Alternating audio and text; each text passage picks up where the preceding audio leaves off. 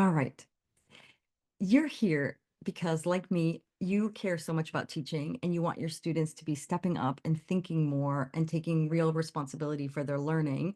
But a lot of days for us in the classroom, it feels like we're doing all the work, and that's exhausting. If that sounds familiar, you are absolutely in the right place. I'm going to share with you some big mistakes that teachers are making inadvertently to keep students independent. And then I'm also going to share some practical shifts that you can do today in your classroom to boost that student engagement and ownership. If you stay with me to the end, I will drop a resource that you can use tomorrow in your classroom to kind of get an awareness about what's happening in your classroom, who's doing the talking, who's doing the doing, and who's doing the deciding, so that you can start to shift. So that's what you'll be walking away with today. And if you want to get students to be doing more of that thinking, engaging, and taking ownership, you have to set the conditions in your classroom for that actually to be happening. So doing these small shifts will bring about that change. Um, you're probably here because right now your students are relying on you for everything, and that feels really heavy, kind of like you're carrying the whole classroom on your back. You're doing all the thinking. You are walking in ready with all your lessons. You're doing everything, but they're sitting there waiting. And that might even look like, as it does sometimes in my class, you start class, the students are there, they've got their backpack on the desk, and they are actually waiting for me to tell them, open your backpacks, take out your MacBook, let's go, let's get started. So if that's you, that's exactly what I'm here to help you kind of shift over. So making them more responsible for their learning, to bring them up and in so that they can be sharing that load. Often that's feels like, how do I want to say it? If you are, when you finish your lesson, if you're feeling exhausted and you're feeling more tired than the students appear, then this is probably what's happening, is that you're doing so much for them that there's no room or space for them to be stepping up and participating in that shared responsibility for learning. So that's what we'll do today. I'll talk you through it and give you some really practical skills that will help you to feel relief and teach with joy again. Just a little bit about me in case you don't know me. I'm MA and I'm a teaching and learning coach. I'm also a secondary teacher currently teaching in the classroom. So I absolutely know what that feels like to have disengaged students coming into our classrooms. I'm also a podcast host. Jacob and I have a podcast called International Teacher Staff Room, where we take letters from teachers facing challenges, and then we get some experts on and help us to answer that. And I'm also really into ed tech and ped tech, so I share that with some of you on here, being a super fan of AI and how we can use that to actually build more ownership for students in the classroom and do better work without getting ourselves tired out. So that's what I do. I help teachers to move from that feeling of exhaustion and overwhelm to ease and joy through student ownership. Let me tell you how I moved from stuck to shifted. Some of you on here know me, so you know what kind of teacher I am. And I'm a kind of teacher that gives everything to my students. I make sure that everything is scaffolded, broken down, differentiated within an inch of its life. My LMS, my It's Learning is full of documents, videos, worksheets, resources, and I was doing it all because I really wanted to support my students. I wanted them to succeed and to feel prepared. And I felt like that's what I had to do. If I just give more, they're going to engage more. And the reason they weren't engaging, in my mind, I thought, was because I wasn't giving them, each person's, what they needed to be successful. But the fact is, I was exhausting myself and I was in a terrible cycle of continuing to add more. One of the moments that really stuck out to me was I was checking my It's Learning data to see what the students were using and seeing in my learning management system. And these things are great because they enable us to bring resources to students. But when I looked at that resource, sorry, when I looked at the analytics on that, students weren't using almost none of my resources. They weren't even looking at the lesson plan for the day. They weren't looking at the weekly plans. They weren't opening the documents. So I was doing all this work and they were not stepping up. Not only were they not stepping up in that sense, they weren't stepping up in the classroom. I kept moving towards them, feeding them what I thought they needed, and they just kept backing up and backing up until they were kind of blobby and waiting for me. I don't know what else they wanted me to do, but they weren't. And I started to feel really angry and resentful of them. I was completely drained. And I was realizing like this is not sustainable. I'm starting to feel angry, and I didn't want to feel that for my students. I considered even leaving the classroom thinking, well, kids these days, I just can't do it anymore. But then I realized something, that the only constant in all of it, in all of these things that were happening, because the students surely weren't the constant, was me. I was the variable. It was up to me to make changes to what I was doing in order to get different results. And that's when I decided to step back to see what would happen. I started to do less, which seems counterintuitive, but I thought, well, I can't do more. So let me try doing less. My colleague and I, an English teacher colleague of mine, and I ran a reading partnership project where students were taking full responsibility for the deciding, the thinking, and the doing. Of course, we engineered it very carefully to get what we wanted. We gave them all the scaffolding to make that happen, but then we stepped back. And that was a very awkward and uncomfortable place for us. There were times that we were standing in front of the room while the students were working, and we were just looking at each other like, what are we supposed to be doing here? Twiddling our thumbs and feeling really useless. And I just kept thinking, I just need to step over and help them. I need to tell them a little bit about the themes that they're seeing in this piece of literature. And my colleague just looked at me and she's like, do not step in there. That's exactly what urge you need to fight. Let them struggle with it. Let them work it out. And so we waited. And that's when real magic started happening, because they actually stepped into the space that we had made for them.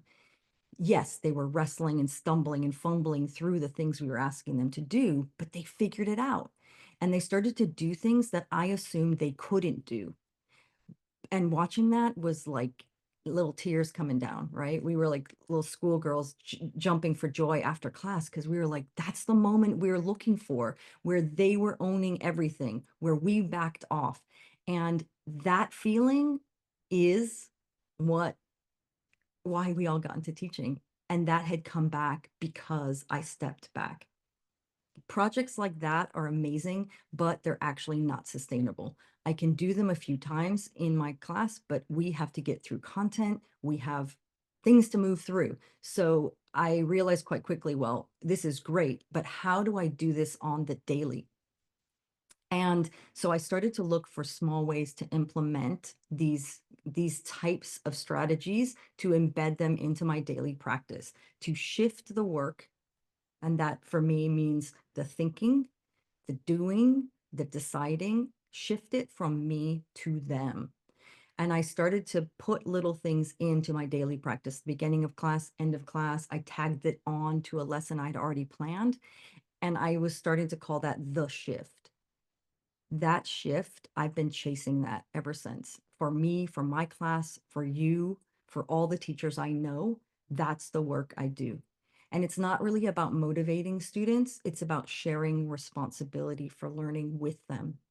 In fact, it's become the heartbeat of everything I do with teachers, in my coaching, in my conversations. I'm just looking for what ways can we shift that in a sustainable way in our classrooms, within structures that already exist, so that we don't have to lose out on content, so that we don't have to feel exhausted. So that's what I'm going to help you with today. Mindset shift, thinking about why are we trapped in um, this moment of dependency, and how do we unteach that? Because students have spent years learning that kind of compliance and dependency, and we need to unteach that. And it does take time, and it's not I will say it's messy. So we have to work through that. But I'm going to give you 3 ideas that you can try tomorrow in your classroom, and I'd love to hear how they go for you. Let's pause for a little gut check. Thinking about, Anne Marie, this one's for you. When you think about how much ownership your students take in your classroom, how does it make you feel? Pick your number from the scale of dogs, from like, I guess number 3, I'm totally relaxed, to I'm about to bite everyone's head off. I'm reactive to everything in the classroom. Or I don't know, just describe your dog that you relate to. No shame here. You can drop it in the chat.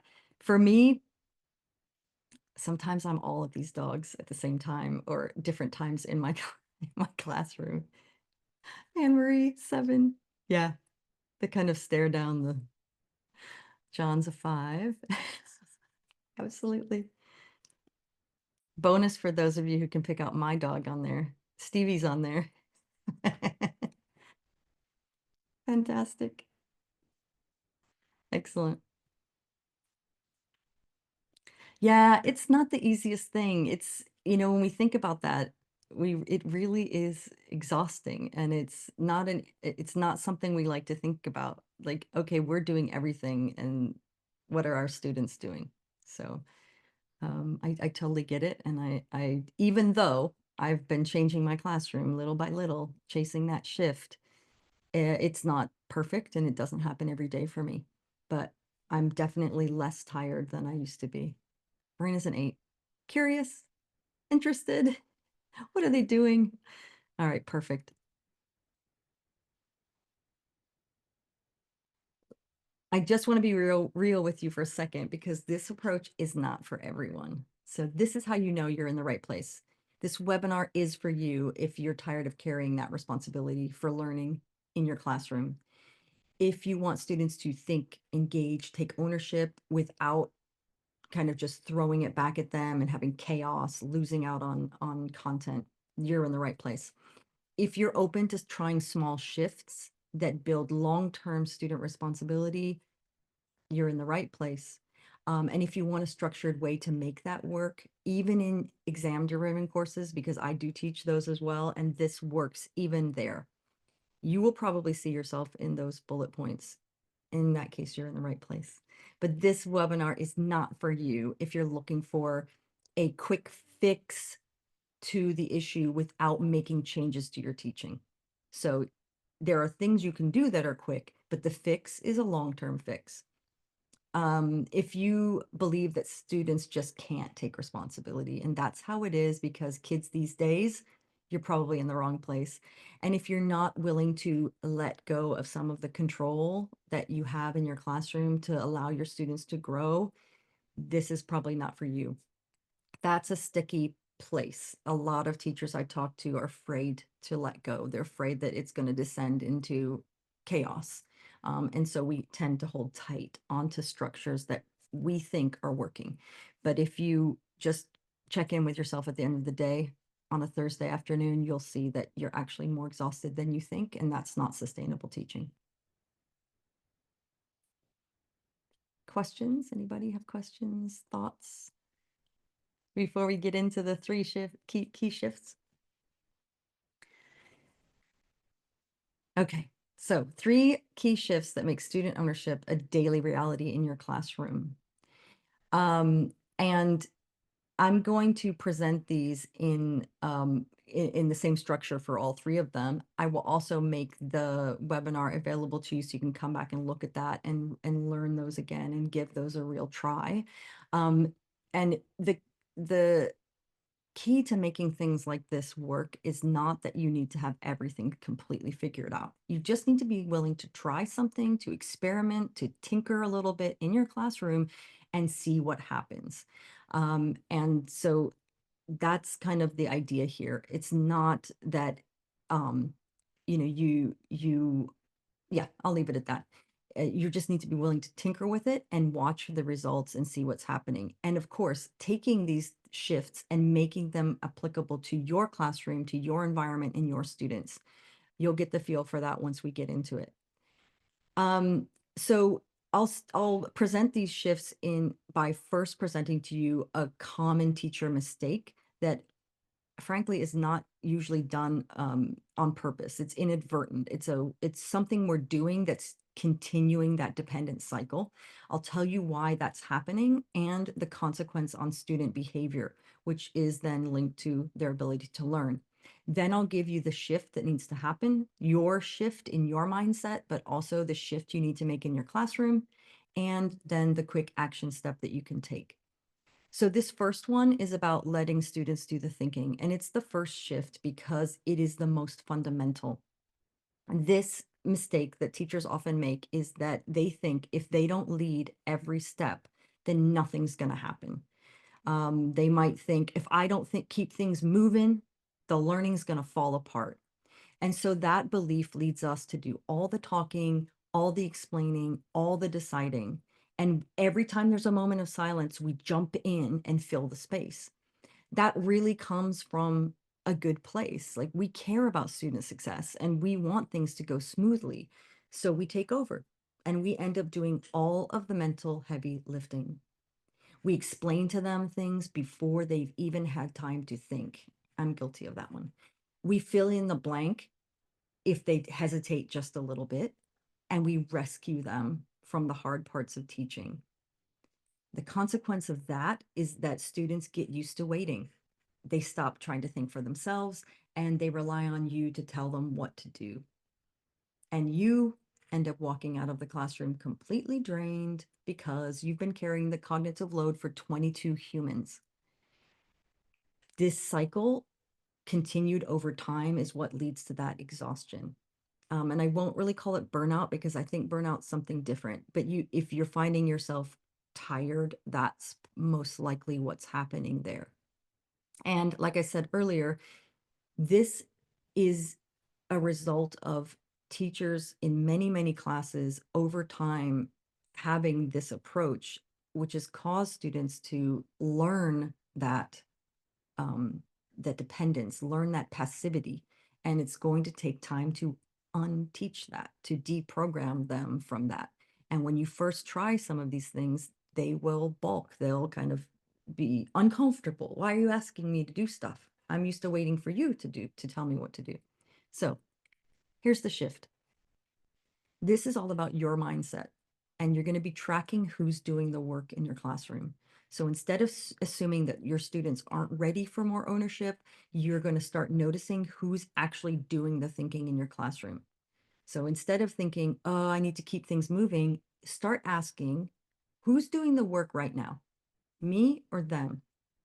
Who's doing the deciding? Who's doing, well, the deciding and the running of things that can come later, but the first step is who's thinking. Letting them think, even if it's awkward, is what you need to be doing here. Letting them feel the weight of the task that you've given them to do is where that learning is going to happen. And you have to resist the urge to rescue them from that work. So here's the quick action step. In your next lesson, this is what you're going to try. You're going to count who talks more, you or your students.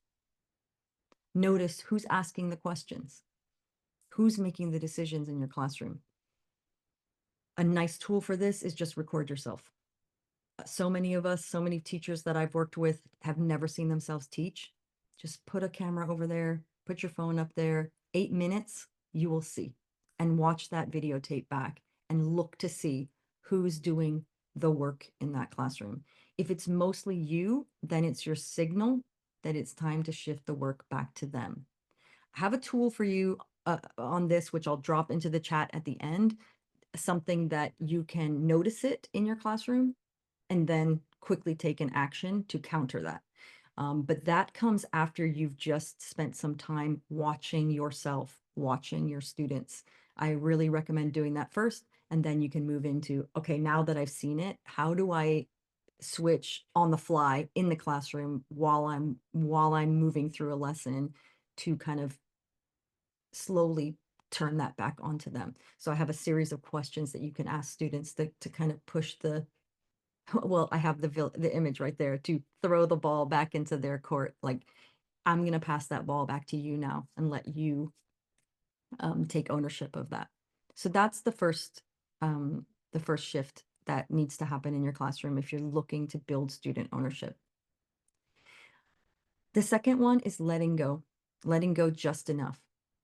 And a common teacher mistake here is that we think if I give them too much control, they're going to get off track.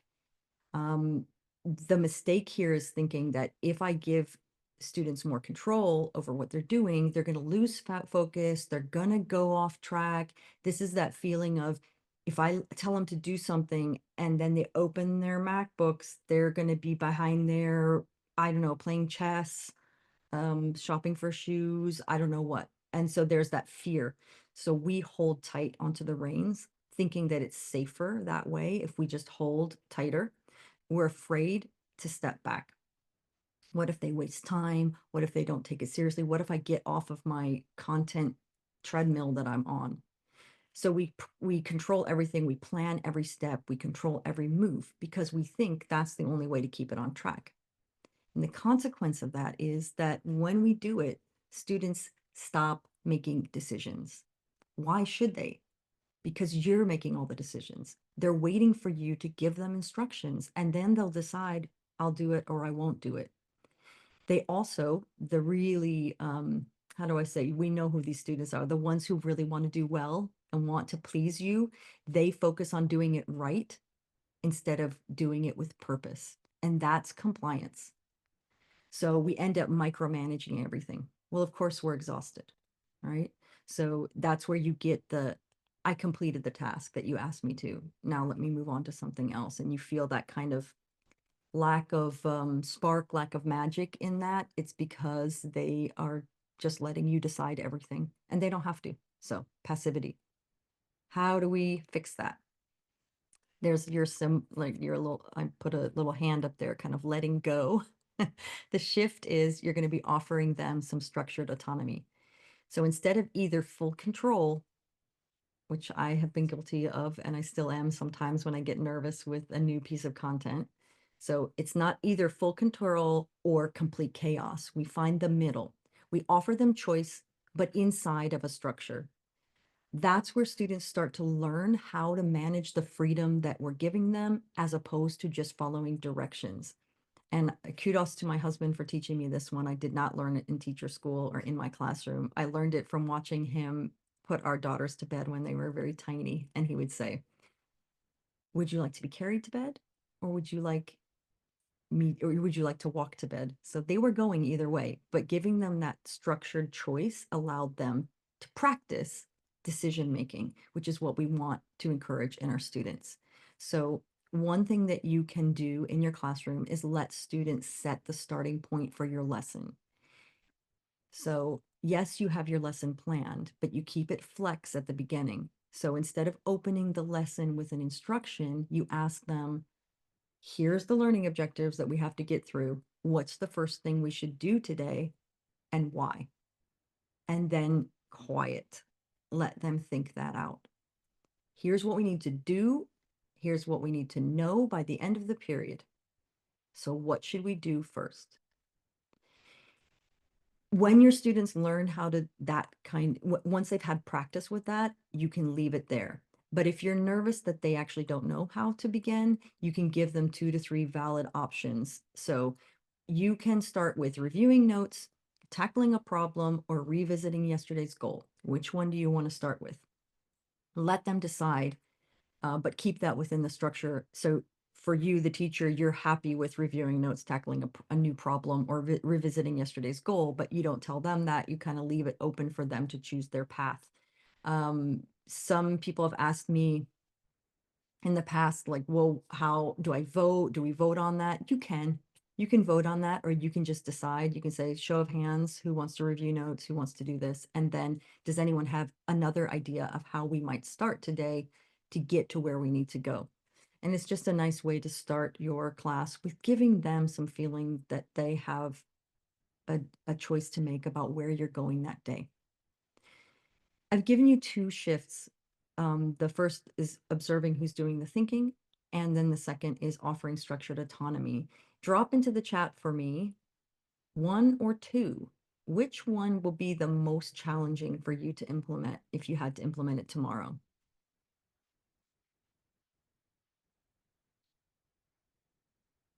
The thinking, the mind shift of who's doing the thinking, or giving structured choice? What's going to be most difficult for you to do? Number one. Yeah. It's interesting, that one. Yeah. And that's because it's the mindset shift. It's the biggest shift because it requires us to watch ourselves and understand the reality of our classroom, right? And that is where I like to start, because why not jump in? Jump in with the hard one. Absolutely. John, I'm not understanding your comment. I didn't see where you made it. You said it's often not the teacher per se, but the demands of the leadership. Can you come off mute and tell me what you mean by that? Yeah, I think some of the reason is, we may be training our kids to be compliant, but that's because we're often being driven to be compliant. Somebody's walking into our classroom and saying, well, you need to be on this slide by this point at this stage in the year, and you're going to get this many kids through this percentage of exams. And what we might know we need to do, we pull away from doing because of the pressure that we're under, and then that rolls downhill towards the students. Absolutely. We've learned that compliance and control as well, which I'm not a big fan of compliance and control on teachers either. This is where you have the compliant um, professional learning opportunities. We're always trying to get those.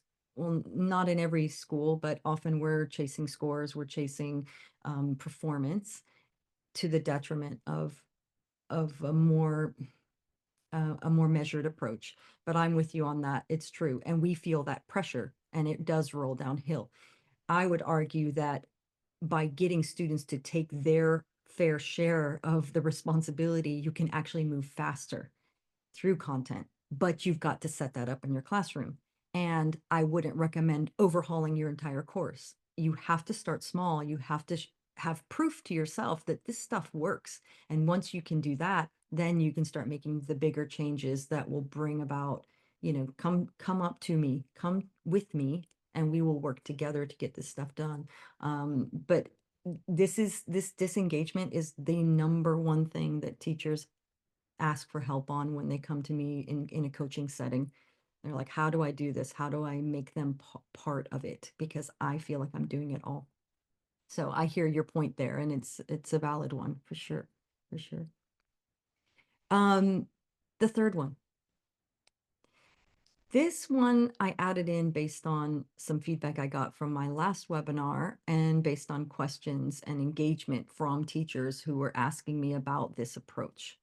So this is about taking feedback or giving feedback, excuse me, and moving it from a monologue to a dialogue. This is also really appropriate for this time of year because many of us are giving our last few words to our students as they walk out in to take their exams. So I'm still, I'm watching teachers give heavy feedback. Here's what we need to do for the exam. Here's what your mock exam showed us. So let's go. The common teacher mistake here is that we think, okay, they're going off to their exams, or I've just given them a huge piece of work. If I just give them more feedback, if I give them more detailed feedback more often, they're going to improve. So we spend hours of marking. We do structures around our feedback.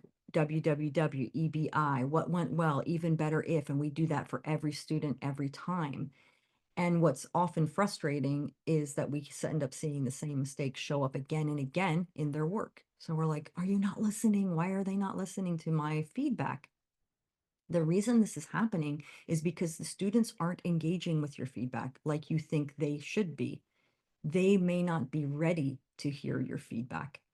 Often this looks like a student receives their paper back, you've written tons of stuff on there, you've given them everything they need to be successful. They look at the grade, they're like, oh, I did great on that. And they fold it up and they put it in their bag, and you watch them walk out, not even looking at your feedback because they're happy with their mark. So they're not even bothering. And that's a real letdown when you see that happening. On the other side, you see a student who's not doing well, who looks at the mark and they're like, oh, this is horrific. And they just fold it, and they put it away and they don't look at your feedback. There are ways to kind of delay that grade to them, but really it's about them not seeing the value in your feedback, not knowing how to use it. And, this is a problem that so many of us face in our classrooms. I would say when you're trying to get students to, step up in terms of receiving feedback, being ready to receive feedback, often they don't know what to ask help on. They don't know where they're getting stuck.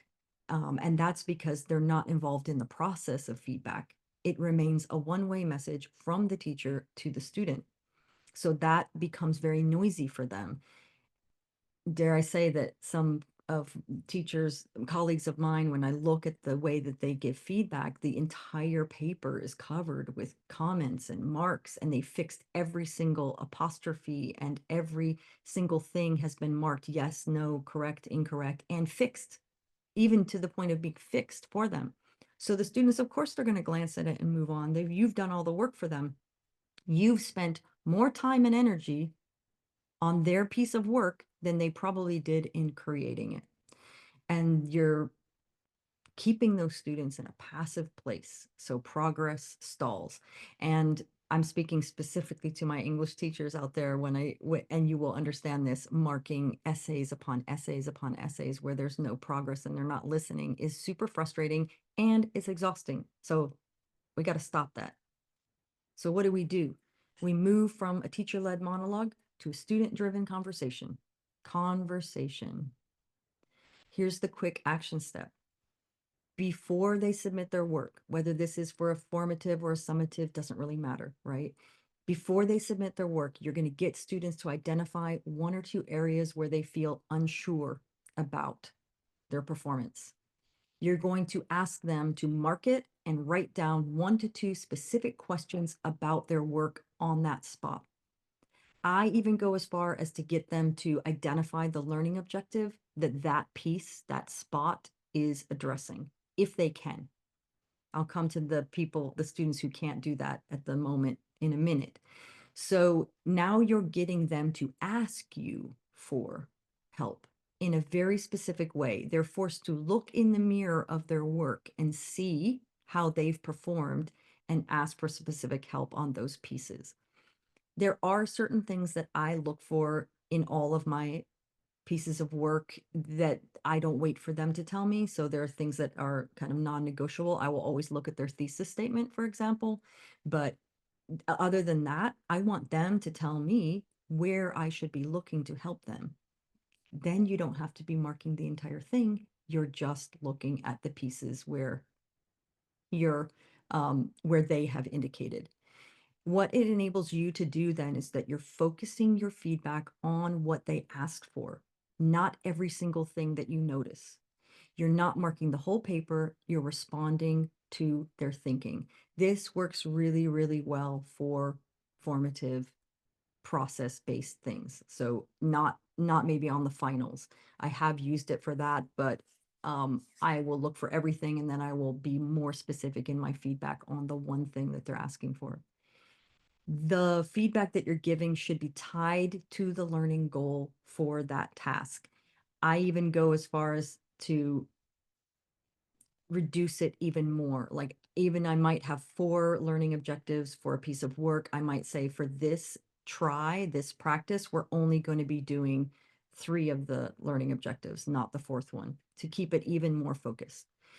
Your feedback should answer the question, did this move you closer to the goal that you're looking for?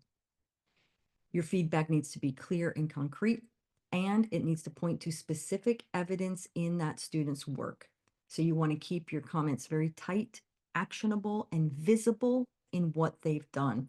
This is not me who's making up this idea of feedback. This is backed by decades of research on what makes feedback usable. But I think we often lose sight of that because we feel that if we just do it all, they will absorb it, and they're not. Another thing that's really important is using student-friendly language. I try to use the language of my mark schemes, but I also sometimes translate that for students who struggle with that level of vocabulary. When you're using student-friendly language, you're thinking coaching, not critiquing. So you're trying to avoid overwhelming them with too much information at once. Your feedback is a response to what they've asked you for help on, not a complete overhaul of, of everything. You're just trying to help them make that next move with a bit more clarity than they had about before. So it's, like I said, it's feedback on their question, not a correction. It's not about fixing what they've done. It's about getting them to practice metacognition so that they begin to see where their uncertainty lives in their work. I talk a lot about writing and people who are doing like extended written responses, but I could see this working for maths in that you could ask them to identify which step of the problem set they felt least confident about. So ask them to mark that on there. You could ask them, where do you get stuck? Is it in starting the problem or checking your response at the end? Like, which part of our process is giving you troubles? And mark that for me so I can give you feedback on what you're doing at that moment. If it's science, you might be looking at something in the lab report or the process that feels unclear. Is there a term or concept, or is there data that's causing you to feel unclear about the way to approach this piece of work? So that's um, my feel that, that's the shift, or that's the thing you can do about your feedback. And that's something you have 100% control over. So making it better for students, making it more usable for them is what you need to do on that. I was asked by someone on my last webinar, I wasn't able to answer that question. Well, what do we do for students who don't know what they don't know? They don't know where they're going wrong. They don't know where they're going off track. I would argue that getting them to name what's unclear is actually part of the learning that you want them to be doing. So why not scaffold the reflection and the questions that they're asking you, just like we might scaffold content? For example, give them some sentence starters. I am unclear about this part because you might point them to places where students often have trouble. Like, I find that most students struggle with thesis statement and conclusions, and then you can kind of point them to that. You can also ask them, which part of this work is super clear to you? Why is that clear to you? How, what makes it easier to that this is clear for you? Then you can get an idea to how they're thinking about the work. And another idea is to just use models. Show what other students are asking so that they can start asking the similar types of questions. Because that is an issue. Like, how do I turn it over to them if they don't know what they don't know? So those are your 3 shifts. Um, letting students do the thinking, stop carrying all the cognitive load, letting go just enough so that students are having more of a say in how they're engaging with your work, and giving effective feedback, moving that from a monologue to a dialogue.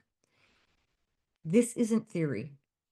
I've given you these 3 shifts. You can pick one of them to try tomorrow, and I'd love to hear how that goes for you. Um, these are, I really want to hear, did it work? Did it not work? Why is it working? How does that work for you? And one thing I've noticed about the kind of things that we're doing is that, we teachers are not, um, we have a lot of professional learning. We're really good at absorbing professional learning. So these 3 shifts, you can go back and watch it and you can get it into your practice. The issue comes in the applying of that. So that's a really tricky part is, yes, I know how to do it. How do I apply it? How do I make it stick when I'm trying to cover content, manage behavior, and keep everything on track? If I try it and it doesn't work, my confidence is lowered and time runs out. Um, so that's kind of the reality, that we've spent so much time and energy trying to fix disengagement on our own that it's hard for us to take these things and really put them into our practice. But I'm urging you to take that risk, take that chance, and you will see shifts in your students. You'll see them starting to step up when you step back and give them space. It is the number one thing I get asked about by teachers. So it's something we're all experiencing, and we need practical ways to make this work in our classroom without overhauling everything and having to put in big systems. These 3 shifts are things you can do inside your classroom today. This method works. And I want to share a quick story with you about a teacher that I coach. And well, I coached her once. So this story is not to impress you, but I want you to see yourself in this story. Cheryl came to me on a one-off coaching session.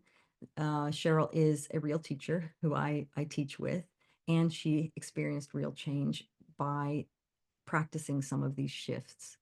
She's an experienced, passionate teacher. She has solid practical skills. She loves her subject, and her class is quite complicated. It's a multi-level class with multi-exams and non-exam takers in the same room. She does everything right. Flipped model, strong materials, engaging lessons. I would like to be in there. But she came to me because she said, I'm doing all the stuff, but it's not working. My students, I want them to be motivated. I want them to be curious about what I'm teaching them. I want my teaching to mean something. But she said, what I'm seeing in my classroom is passivity. They're not curious. They're not thinking. They just follow, well, not even follow instructions. She's like, I give them these long instructions and they can't even read the instructions to figure out the thing I want them to do. And her students were overly focused on grades, which was really bumming her out. She said to me, I know I'm teaching well. I know pedagogically this is good, but they're not learning. So what's the point of what I'm doing? I need to do something different. So together, she and I unpacked some assumptions she was making about what students can and can't do. We started looking at ways to design within her lessons for more student ownership. So we focused on getting students involved in the process of learning and deciding and doing in the classroom over just completing the product, which is kind of where she was focused a lot on.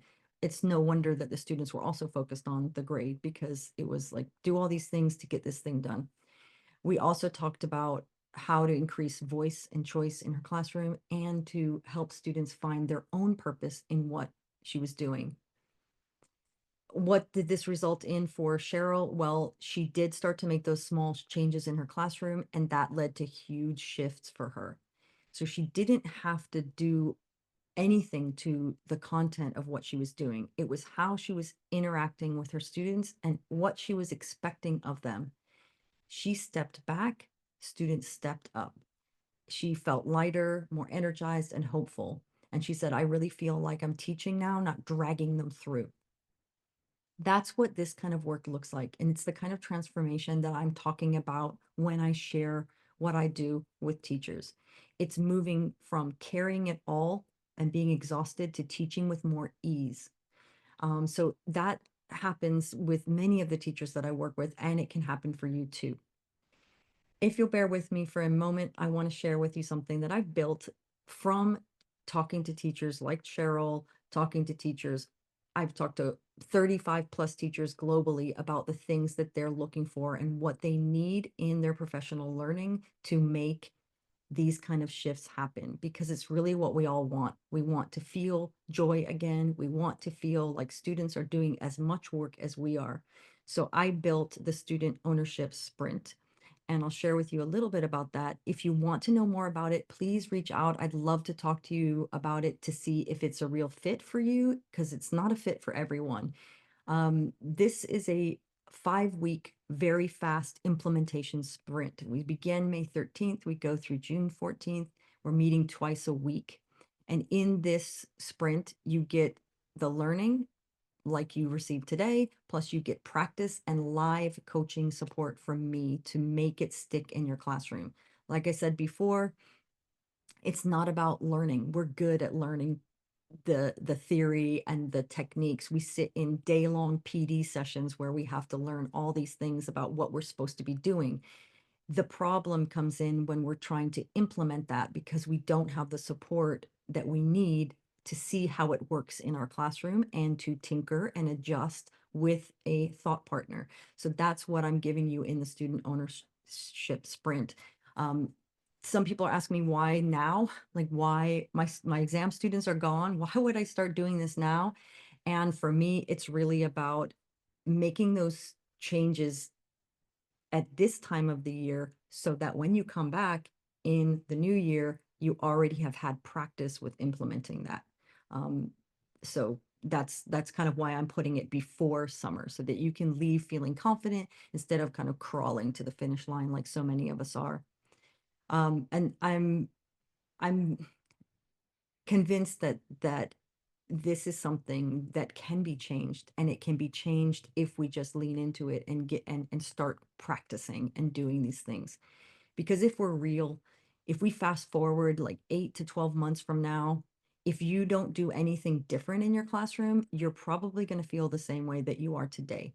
Still reminding students, chasing them, hearing, is this for a grade? Dragging them through every single lesson. And, that's not completely on you. It's also a structure and strategy issue. And doing some of these small shifts can change everything for you. So again, if you're interested in that sprint, I still have a few spaces left. I am working with a very small group in this beta cohort so that I can give the individual attention that is needed to make sure that you have what you need as you implement some of these strategies. Last thing before we wrap up, I'd love to hear what your most valuable point that you've taken away from today's webinar is. Like, what's something that stuck with you, something that you're willing to give a try? I'm a firm believer that if we write it down and we name it, we're more likely to use it. So I'd love to capture that if you just drop it in the chat, kind of what are you taking away? What's curious for you? What's something that you think you could try? And when you're doing that, I am going to drop in. I'm going to come off the, hello, everybody. Okay. I'm going to drop in the resource that I promised you, which is a little in-class ownership check that you can do to, I'm hoping it comes through. Feel free to come off mute if you have questions or you just want to share. Probably won't. Okay. Student-driven feedback. It's a game changer. I am so much happier, John, in my feedback now that I don't feel like I need to do it all, and I just watch my colleagues suffering through marking so much, Yay, Verena, I'm happy to see that. Um, I'm also going to drop in for you the student ownership sprint brochure if you, oops, sorry. If you want to find out more about what that looks like, kind of the nitty gritty about what you're working, what you're doing. I'm just looking through your chat, your questions, mock exams, putting together sheet. Absolutely, like it's a perfect time to be asking students, what do you need from me as you go in? If you set it up right, and this is why I'm saying like starting the year with these strategies already, if you start that all the way through the year, by the time you do get to mocks, they kind of know what to do. Like you're like, all right, where are you going now? What you know what you need to do. Let's make a decision. Let's make our own study guide based on your results from the mock exam. They are more likely to take that initiative as opposed to waiting for us to, to tell them everything. Students are having to deal with different teachers doing different things. So one will have this step back mindset and others will not be able to relinquish control. I've heard this before, Anne Marie. People are asking me about that. How do I do this in a system where other teachers are not doing it? Students are really good at figuring out what teachers want and need and are looking to please. Just look at your classrooms now. They know what classrooms they can bring a cup of coffee into. They know what classes they allow them to chew gum. They know what classes are this, so they're very good at adapting to that. I don't think they're going to have a problem at all because you're saying when you walk through these doors, this is my expectation, and I'm actually more respectful of you and your brain, that I think you can handle this. I believe you can do it. That's the support that we're giving them when we tell them we believe that you can do this, and we're going to give you the tools to practice that in a safe place, so that when you actually do have to go out and do all of your own stuff, in university, whatever, they're ready for that. That's one of the pieces of feedback I got from an ex-student who reached out to me recently. And I said to her, what was the one thing you wished you had coming out of secondary? And she said, now I'm in university, and she's doing, like, I don't know, engineering or something like this. She said, I wish that the teachers didn't do it all for us, because when I got to university, I didn't know how to make my own decisions. I didn't know how to drive my own learning, because my teachers were so caring and conscientious that they gave us everything. So that was very telling. Marjorie says, grading the focused objectives rather than spending a ton of time correcting every single mistake. Absolutely. I had to have a very truth bomb talk with a colleague when I saw her. This is for students who are about to go away for study leave. So they're gone, right? So I saw her, the last thing she was marking for them, she was correcting punctuation and correcting and fixing. And I kind of stopped her and I said, what are you doing? She's like, I can't talk. I have to get these done. And I was like, wait a minute, just take a breath. What on that paper is going to make the difference for that student going into their mock exams? Are they going to take that feedback on the apostrophe that you've been telling them for 2 years? So she's just pouring out of habit, pouring herself into ensuring that students have everything they need. And that's unsustainable. It's exhausting. So there is a better way. And I do think it means making space for students and allowing them to step into that space. And it can be done. Working for primary, I don't know, Anne Marie. I don't know. I think there are certain things that maybe primary students couldn't do in terms of deciding, but it's not my area of specialty, so I don't know. I'm curious to see if anyone can try these in primary and see if it works for them, with modifications. Like all of these strategies, um, you need to be using them conscious of your environment, right? But again, that's why I think that the tool that I dropped in, the in-class ownership check, the first step is observing what is actually happening in my classroom. When I'm talking, what are the students doing? When we start a project, when we start a piece of work, who's leading that? Who's deciding? Who's doing? And it will become very clear that, oh, maybe I could take this little piece and turn it over to them. So you're looking for places where you can shift that back to them. And every opportunity you're taking that shift. So, yeah, there you go.